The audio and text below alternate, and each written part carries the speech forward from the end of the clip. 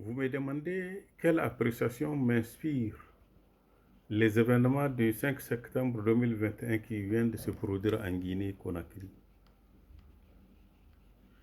Et je ferai une appréciation d'ordre général sur toute l'Afrique et m'appesantir particulièrement au Niger pour vous montrer, bien illustrer la situation, la gravité de la situation. L'Afrique, elle est victime de sa malgouvernance. Et cette malgouvernance donne toujours des prétextes aux commanditaires de coups d'État dans le continent. Les pays de l'Afrique dite francophone sont toujours maintenus dans le carcan des coups d'État militaires ou constitutionnels pour des causes, des intérêts étrangers au continent. La malgouvernance,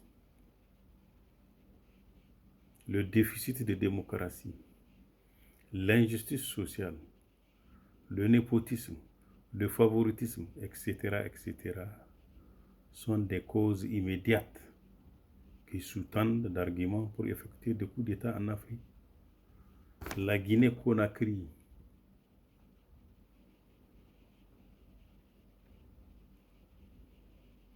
vit aujourd'hui un coup d'État.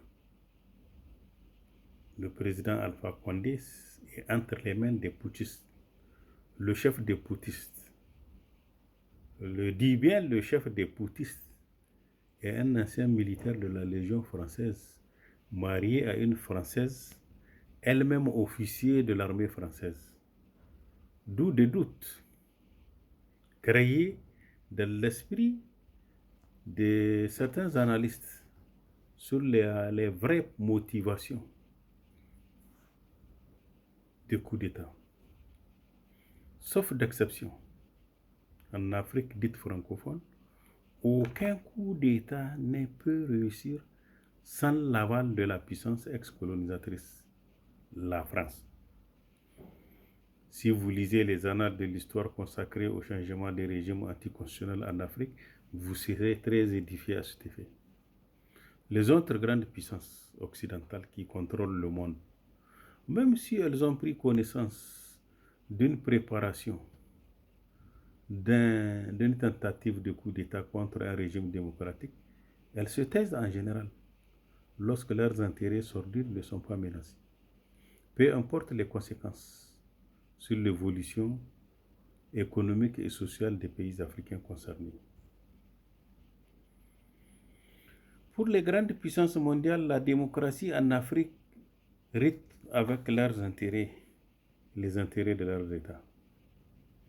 Les vraies causes des coups d'État donc en Afrique sont d'ordre géostratégique et géopolitique. Dès que les intérêts d'un pays démocratique sont en contradiction avec les intérêts d'une puissance ex-coloniale ou puissance mondiale, ce pays court les graves risques d'être renversé par une junte militaire à la solde. Nous pouvons citer quelques exemples, comme je disais, pour bien illustrer la réalité.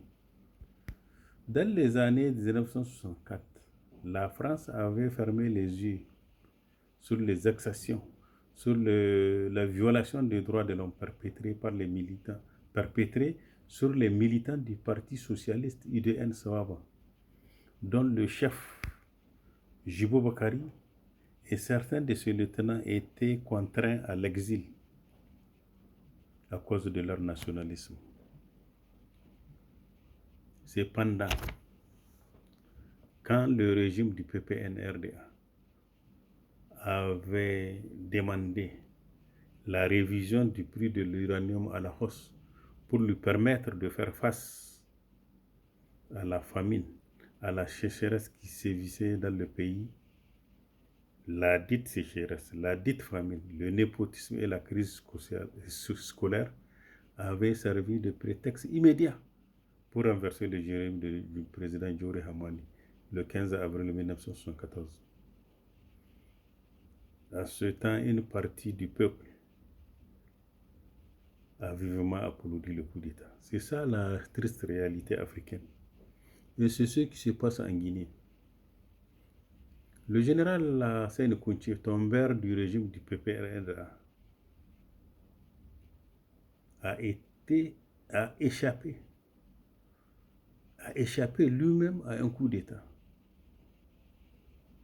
Il a failli être renversé, n'eût été le refus du général Ali Chebou, l'homme de la décrispation. Le président Ibrahim Baré Menassara a été assassiné à cause de son nationalisme. C'était un président obsédé par le développement économique et social du Niger et l'unité nationale. Les Occidentaux, ayant compris cela, ayant compris qu'avec le président Ibrahim Baré, l'économie nigérienne risque de décoller et d'échapper à leur contrôle. Alors on a essayé de s'entendre avec sa garde, rapprochée pour l'abattre. C'est ça la triste réalité en Afrique. Je continue. Le président Mamadou Tanja, démocratiquement élu, a été renversé par une junte militaire sous prétexte de Tezarchi, c'est-à-dire prolongation du mandat présidentiel, alors que dans la réalité, il avait exigé la révision à la hausse la fiscalité de l'uranium au profit du peuple souverain du Niger. Il est le père du pétrole nigérien. Je dis bien, il est le père du pétrole nigérien. Comprenez bien.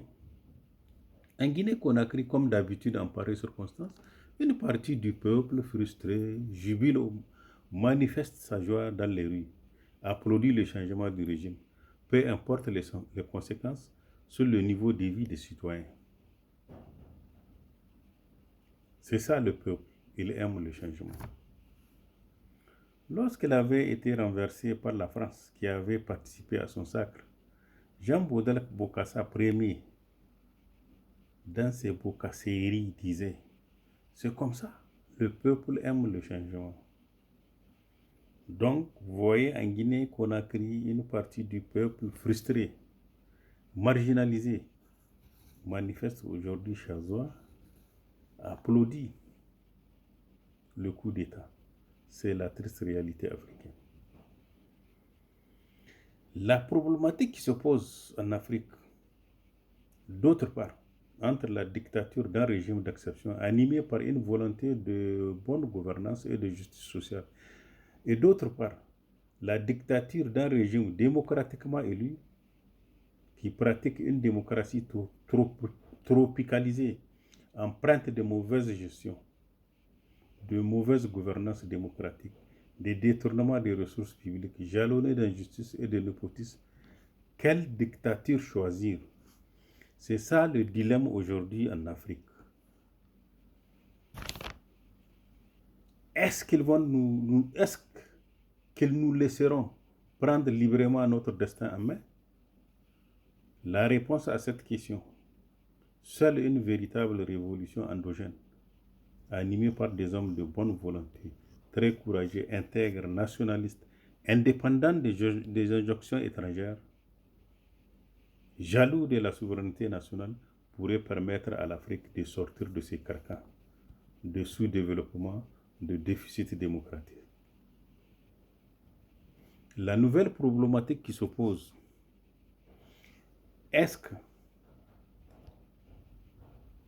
l'élite africaine dans son ensemble est consciente de son rôle devant l'histoire? Je vous remercie de votre attention.